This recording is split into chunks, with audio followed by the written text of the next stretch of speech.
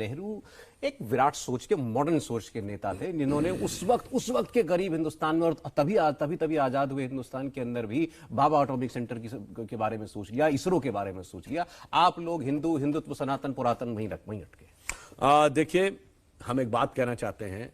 अगर नेहरू जी की सोच, कुछ काम उन्होंने अच्छे किए थे, मैं ईमानदारी से कह रहा हूँ, आईआईटी बनाई थी और भिलाई राउरकेला के स्टील प्लांट्स बनाए कुछ, परंतु इसी के साथ आप ये भी सोचिए ना, हमारे साथ और कौन कौन से देश आजाद हुए थे।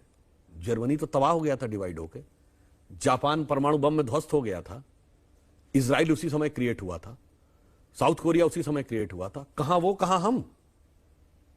अगर इतना बड़ा आपने विकास किया था, इसका मतलब भारत की जो वास्तविक क्षमता और शक्ति थी उसके अनुरूप कार्य नहीं हुआ। हम इकलौते देश थे जिसने अपने पड़ोस का देश, जो हमसे छोटा और कमजोर था, वो हमें सताता रहा और हम 50-60 साल तक सिर्फ ये चिल्लाते रहे दुनिया में कि हमको सता रहा है।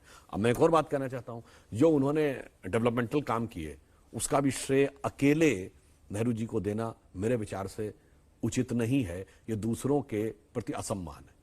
अगर आईआईटीज नेहरू जी के समय में बनी, जो विदेश के सहयोग से बनी, हम लोग पढ़े चारों पांचों आईआईटी किसके से सहयोग से नहीं, सबको। Indian institute of sciences Bengaluru तो 1916-17 में बन गया था, महाराजा मैसूर ने बनवाया था।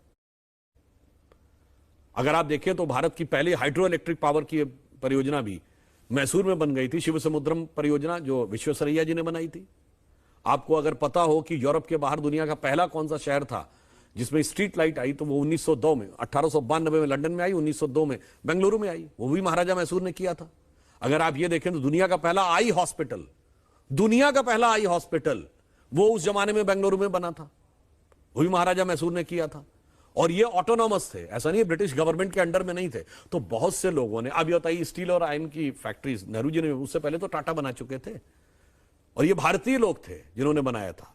तो भारत के विकास की यात्रा में बहुत लोगों का योगदान रहा है। वन एंड ओनली जो आप कहते हैं, हाँ, तो दूसरा जिस कारण से हम कहते हैं, उनसे बड़ी बड़ी गलतियां भी हुई। सिर्फ एक गलती, ज्यादा डिटेल में नहीं जाएंगे, वो फिर वो कहेंगे पुरानी बात। आज की युवा पीढ़ी को मैं बताना चाहता हूं कि भारत और चीन की सीमा पर हमारी जो पैरामिलिट्री फोर्स है, जो उसकी रक्षा करती है, उसका क्या नाम है? Indo Tibetan border police, Bharat Tibet सीमा पुलिस। क्यों नाम है? 47 में हमारी सीमा चीन से नहीं मिलती थी, तिब्बत से मिलती थी।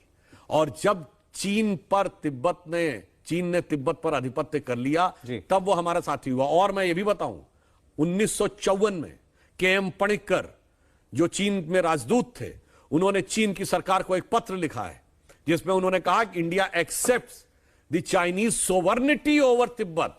हम चीन की संप्रभुता तिब्बत पर स्वीकार करते हैं। उसके बाद चीन ने आके पूरा कब्जा कर लिया, और यह विषय लोकसभा में उठा भी था। उस समय विदेश राज्य मंत्री ने यह कहकर जवाब दिया, भारत सरकार से सहमति नहीं ली गई थी, भारत सरकार का उस पत्र के टेक्स्ट से मतलब नहीं था। क्या मजाक की बात है, भारत का राजदूत लिख के दे रहा है, अगर नहीं था तो आपत्ति दर्ज करनी चाहिए थी।